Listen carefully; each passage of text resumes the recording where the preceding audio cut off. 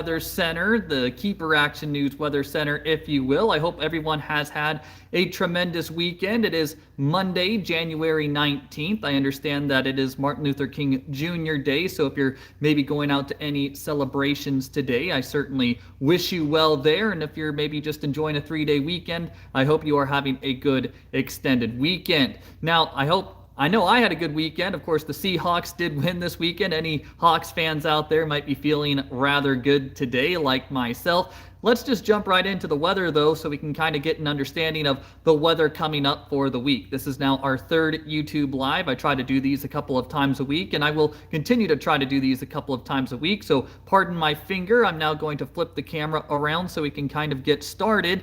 This is a look outside at the Tri-Cities right now, and it is pretty dreary out there. Gray skies have unfortunately plagued the entire inland Northwest over the past really several days, dating back really to last Thursday, and I unfortunately believe we are going to continue to see some of these very cloudy skies, very cloudy conditions.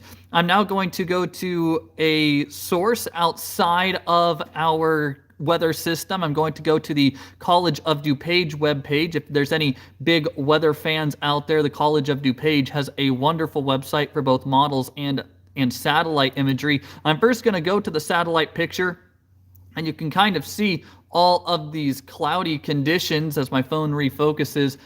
East of the Cascades, we are socked in the clouds like we have been again over the past several days or so. West of the Cascades, it's actually been pretty remarkable how much more clear it has been. I spent some time west of the Cascades this weekend. It was sunny skies, but again, east of the Cascades, we are just stuck in the clouds. Now, if you didn't join us on Friday for my YouTube Live, I kind of explained why we are seeing so many clouds, and it's because of something known as inversions. Inversions mean there's a warm layer on top of a cool layer, and that becomes pretty apparent when we look at something called an atmospheric sounding. So I'm going to do that right now. I'm going to pull up a model sounding here in the Pacific Northwest. Now, typically soundings are got from or are obtained from weather balloons.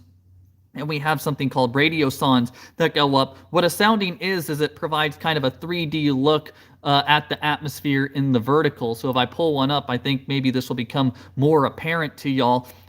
So as we're going to be focusing here on this left hand of the screen. Now, again, as we go up, that's as we go up in elevation. And in a normal setting, temperatures typically like to cool as you increase in height. However, in an inversion setting, there's actually a warmer layer above a layer of cold. And you can certainly see that, again, as in a normal setting, this red line, this is the temperature line, would just cool as we went up with height. But in an inversion, here's the surface, we go up, and then all of a sudden we warm a little bit. That warm layer is what is the inversion, and what inversions do is it puts a pretty solid cap on the atmosphere and doesn't allow much mixing, which is why when that cool air kind of gets to the surface, it is so hard to stir up the clouds and the fog, and that is why we are continuing to be stuck in the clouds and the fog. And we can't really break inversions. We can't really break inversions until we do have a weather system come in and really stir things up. So unfortunately, I believe the clouds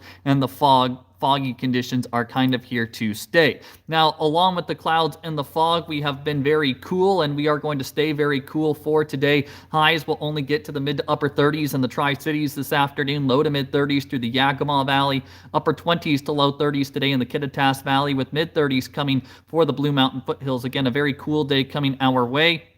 And as we go into the overnight hours, temperatures tonight will be dropping into the low to mid 20s, with low to mid 20s coming for tomorrow night and Wednesday night as well. So a cool afternoon followed by a cold night. And as I just kind of referenced, we are going to see wash, rinse, and repeat scenarios through the next several days, with cool afternoons and cold nights combined with those cloudy skies. Overall, just kind of dreary out there. So let's talk about if there's anything coming our way that might break up the monotony. To get that ball rolling, we're going to start with an upper air look, or I should say a look at the upper air model of our Storm Tracker Futurecast. As we get towards Friday, maybe something comes through here that might break up the clouds, might break up the overcast conditions just a little bit, but I'm not terribly confident in that. It is as we get towards the end of the weekend, I think there's something that is of more interest, and that is this little kind of kink out here. You might be able to see it. This is known as a shortwave trough. Now, sometimes shortwave troughs we can get some active weather into the forecast area.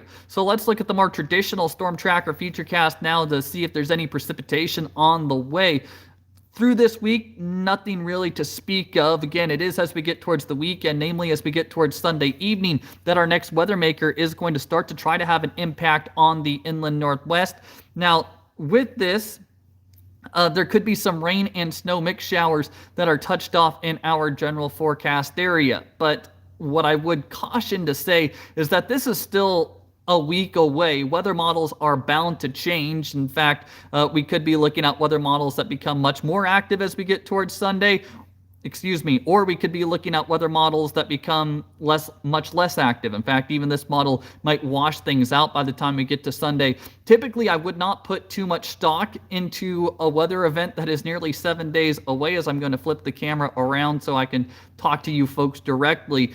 Typically, I would not put too much stock into a weather event that is nearly 7 days away because of the model uncertainty, but with the weather being so calm, I should say, that's really the only thing we have to track is that potential small storm system coming next Sunday. And even if it arrives, how it's looking right now, it would not be providing too much in the way of active weather. Again, it might just break up the monotony just a little bit. Again, typically I wouldn't even pay attention to a storm system 7 days away, but given how stale and stagnant things are, that is really the only thing we have to track in our viewing area is that potential for maybe that storm system next Sunday. So that's really all I have to say. Continue to bank on those cloudy, calm, and cool weather conditions for the next several days. And again, all eyes are going to be on that potential for that Sunday storm system that even right now doesn't look like it will amount to much, but again, models will change. I plan on doing another one of these on Wednesday, sometime between 8 and 8:30 in the morning, so feel free to tune in then if you want to, and we will break down that potential Sunday storm system. By that time, models might be bringing in more active weather or might be starting to wash out that storm system just a little bit. We're just going to have to wait and see. But again, that's all I have for now. I hope everybody, again, had a tremendous weekend, and I hope you all have a good Martin Luther King Jr. Day and a great upcoming week ahead. Again, I'm going to flip the camera around so you can get a beautiful look at our cloudy skies over the Tri-Cities. And I hope, again, you guys all have a good one, and I'll talk to you in the next one.